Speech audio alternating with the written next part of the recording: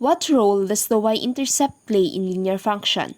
The y-intercept, often denoted as b, signifies the initial or starting value of a linear function. It's considered the starting point because it's the value of the function when x is 0. In the context of business, particularly in determining the cost per unit of items, the y-intercept assumes critical importance. Here, it represents the initial value or baseline cost incurred even when no items are produced.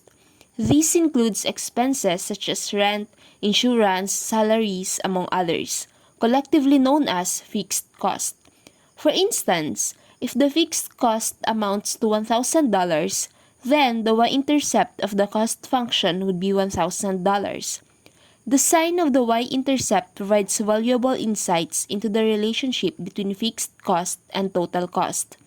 A positive y-intercept indicates that fixed cost contributes positively to the total cost, positioning the starting point above the x-axis. Conversely, a negative y-intercept suggests scenarios where fixed cost begins below the x-axis, such as receiving a subsidy of $2,000 to the business.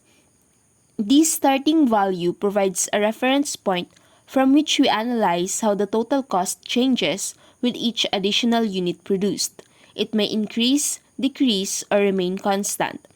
Additionally, this y-intercept is constant in the sense that it doesn't vary with changes in x. The fixed cost remains the same regardless of the number of items produced. However, it is important to note that it is not like a mathematical constant such as Euler's number or pi. This point is fixed for a particular linear function, but it may vary across different linear functions. Therefore, when provided with just the equation of a linear function, we can determine the y-intercept by setting x to 0.